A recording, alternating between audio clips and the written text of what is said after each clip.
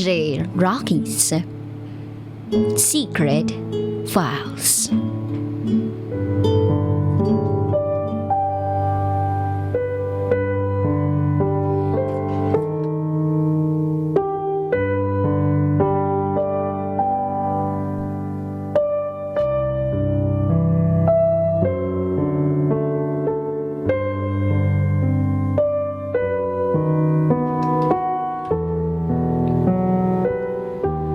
May asawa ako. Pero iba ang tatay ng anak ko.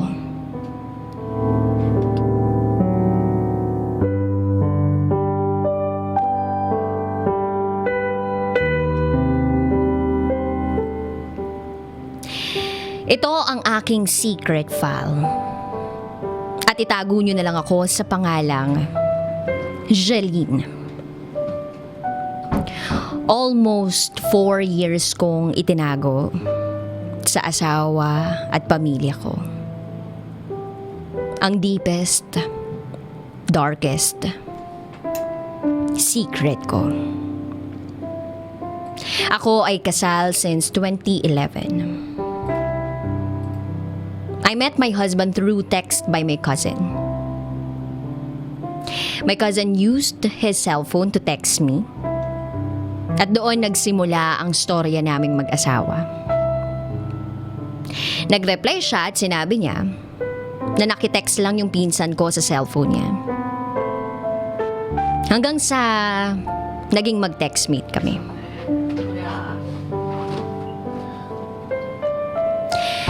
Hanggang sa pinatunayan niya na mahal niya nga ako nang bigla siyang pumunta sa bahay namin. At ayun na nga, sinagot ko na siya. Hanggang sa tumagal kami ng 3 years, long distance relationship. I love him, kahit malayo kami. At hindi kami nagkikita parate kasi nasa province siya. Samantalang ako, nandito sa Manila. Kinailangan kong magtrabaho dito sa Manila. And by the way, isa akong office staff sa isang auto shop. At kahit magkalayo kami, gumagawa kami ng paraan para magkita kami. Pumupunta ako sa province nila, na province din naman ng tatay ko. Hindi ko ikakaila na sa pagpunta ko sa province namin at nagbakasyon ako sa bahay ng tita ko. Isang gabi, nagyaya yung mga pinsan niya sa bahay nila para doon ako matulog. Pumayag naman ako.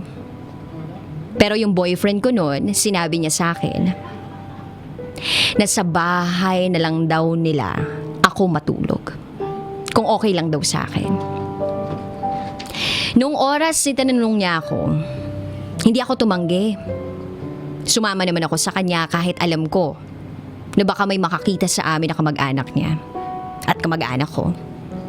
Kasi halos tapat lang ng bahay ng tita ko ang bahay nila. At ayun na nga, natulog ako sa kanila. Magkatabi kami.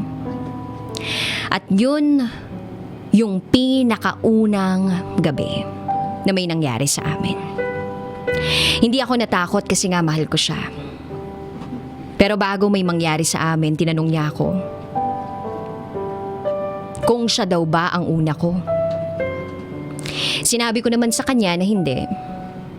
Kasi third boyfriend ko siya.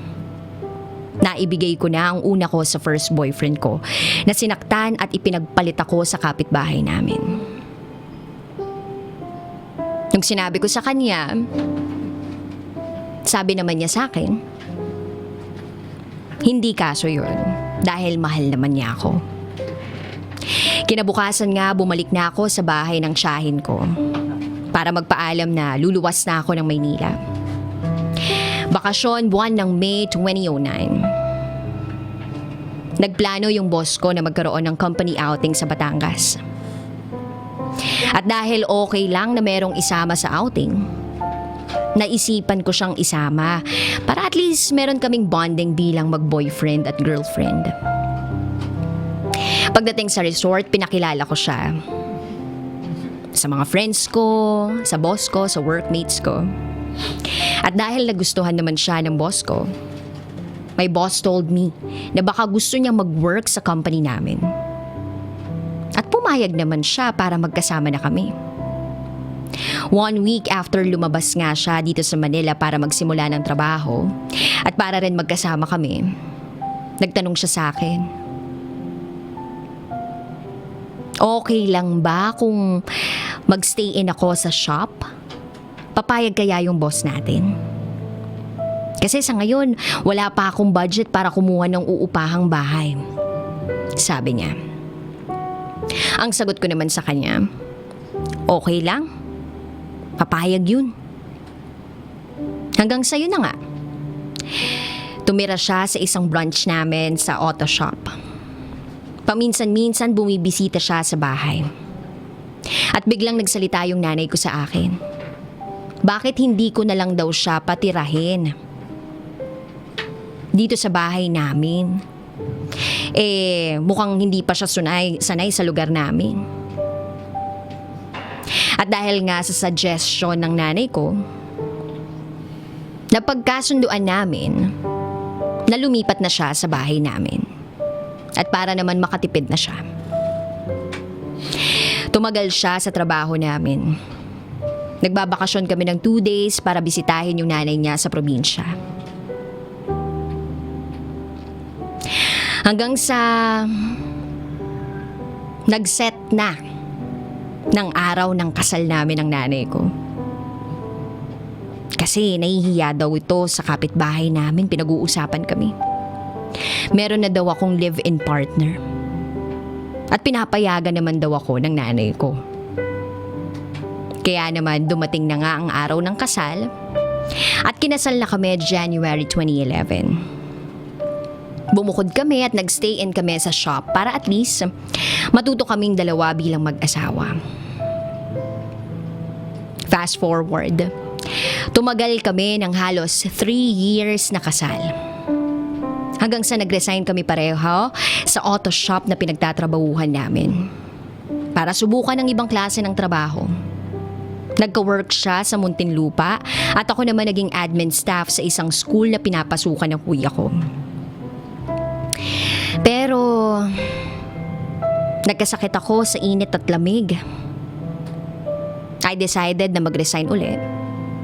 At yun na nga, dumiretso ako sa boarding house ng asawa ko sa Muntinlupa para magstay. Total, wala naman akong trabaho para maasikaso ko siya habang pumapasok siya. Sa loob ng 3 years na kinasal kami, ilang beses naming sinubukang bumuo ng anak. Pero hindi kami binibigyan. Hindi kami sumuko mag-asawa. Hanggang sa boarding house ng asawa ko, sinusubukan namin baka sakali panahon na uli. Baka sakaling makabuo na kami. At pwede na kaming matawag na isang buong pamilya. May tatay, may nanay, at baby. Pero bakit nga ba sa 3 years hindi pa rin kami binibiyayaan? Minsan tinatanong ko ang may kapal kung bakit wala pa rin kaming baby. Pero sabi ko sa sarili ko, magkakaroon din kami. Magkakaroon din kami. Maghintay lang kami. Isang araw pag uwi ng asawa ko, sinabi niya sa akin na nag-resign na daw siya kani-kanina lang. Hindi niya daw nagustuhan yung ugali ng foreman nila. Wala akong nagawa. Kasi buo na yung desisyon niya. Kinabukasan, nagpaalam na kami sa may-ari ng bahay na inuupahan namin na aalis na kami. Uuwi muna kami ng probinsya. Hinakot namin lahat ng gamit namin. At nagsimula uli kami sa wala. Nagsama kami halos 7 months sa probinsya. Sinubukan niyang sumama sa laot kasama ng bayaw niya para kahit papano meron siyang mapagkakakitaan. Kaya lang minsan wala siyang naiuwi. Kinabukasan nag-text ang girlfriend ng kuya ko sa akin. Tinanong niya ako kung pwede daw akong mag-work as promodizer. Sabi ko oo. Text niya sa akin yung address ng company at pupuntahan ko.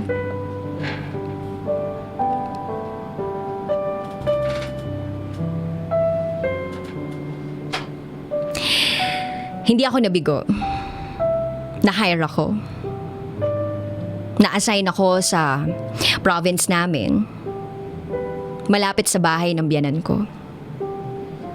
Hanggang sa nakapagsimula uli ako ng trabaho. Inabot ako ng 5 buwan sa outlet na yon. Hanggang sa napalayo ako. Inassign ako sa malayo. Monday morning, inimpake ko ang mga gamit ko. Hinatid ako ng asawa ko sa abangan ng bus. Nagpaalam na rin ako sa biyanan ko. Hindi ko maiwasang maiyak noon kasi malulungkot ako. Malalayo ako sa asawa ko.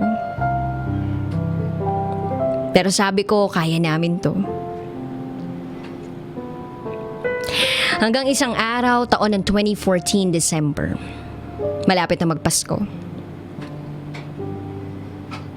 Nagplano kaming mga dicer na magkaroon ng Christmas party. Mag-share-share ng pagkain at magpa-games.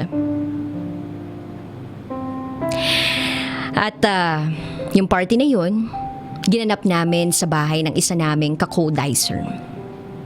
December 18, 2014. Araw ng party namin.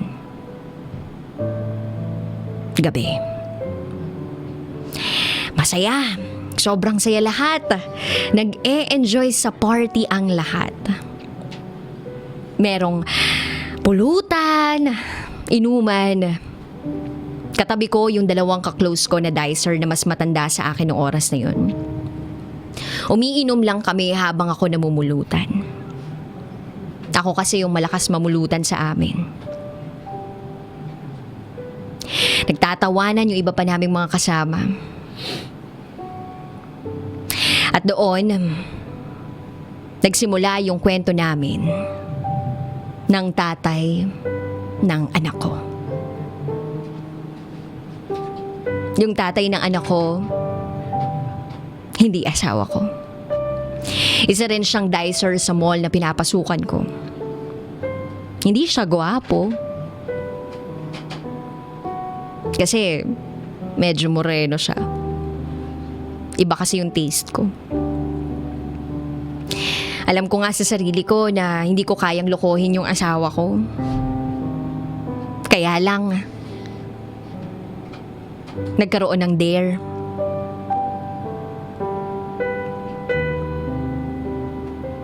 Ang sabi daw, ay susubo yung melon. Through mouth to mouth. At dahil nakainom ako, nalimutan ko na may asawa ako. Ayun nga. Sinubo ko yung melon sa bibig ko. Hanggang sa nahulog yung melon at naglapat yung lips niya sa lips ko. Sa una nabigla ako pero parang nasarapan ako. Nag-enjoy ako sa dare na yun. Na kahit alam kong merong ibang makakakita sa amin at alam na meron akong asawa, binaliwala ko yun kasi masaya ako nung time na yun. At parang nakalimutan ko yung asawa ko. At yun na nga. Natapos ang gabing yun nang meron nangyari sa amin.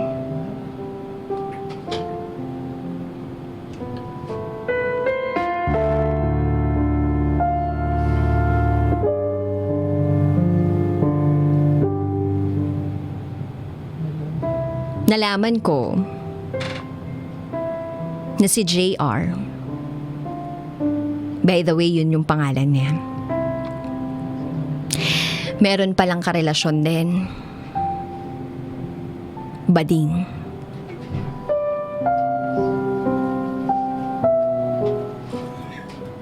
Nag-confide siya sa akin. Naintindihan ko naman siya. Dinadamayan ko siya. Naging magkaibigan kami ng sobra-sobra. Kwentuhan. Hanggang sa ilang beses may nangyari na sa amin.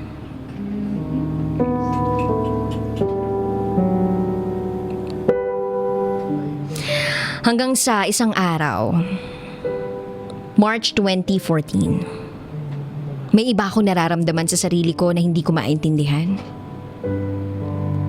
Palagi akong inaantok. Mabilis magutom. Medyo lumaki na yung bewang ko. Sabi ng mga kasama ko, "Baka naman buntis ka na, Jeline." Ang sabi ko, "Hindi siguro kasi nade-delay naman talaga ako. Irregular ang menstruation ko eh." Sabi ko, kung siguro 5 months ako delayed, maniniwala na ako. Pero kinabukasan, nag-PT ako. Positive. Imbes na matakot ako, natuwa ako. Kasi matagal ko nang hinahangad na magkaroon ng baby. Tinupad na ng may kapal. Pero yung pinagbubuntis ko, alam ko kay JR. Sinabi ko kay JR na buntis ako. Pero ang sabi niya na lang sa akin, ninong daw siya. Pero binibiro niya lang pala ako.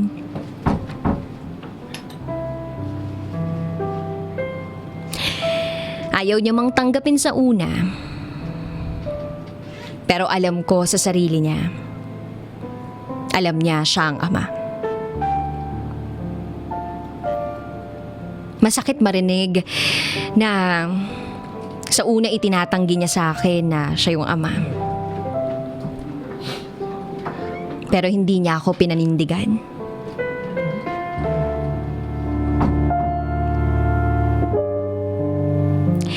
Natakot ako na ipagtapat sa asawa ko na hindi siya yung ama. Kasi isang napakalaking kahihiyan sa mga magulang ko yung nangyari sa akin. Hanggang sa nanganak na ako, pumunta sa ospital ang asawa ko.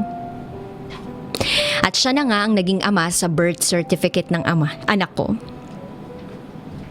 After noon, mga ilang buwan, pumupunta pa rin kami ng anak ko sa boarding house ni JR.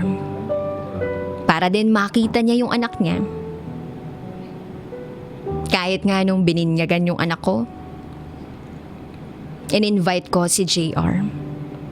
At nagpunta nga siya sa bahay. At nung birthday nung anak namin, nakapunta si JR. Na walang kaalam-alam ang asawa ko at pamilya ko. May kaba ako na baka makahalata na yung ibang kapamilya ko at si asawa ko. Pero binabaliwala ko lang. Hindi ko alam kung anong mangyayari sa buhay namin. Ipagtatapat ko ba to sa sarili kong asawa? O isipin na lang na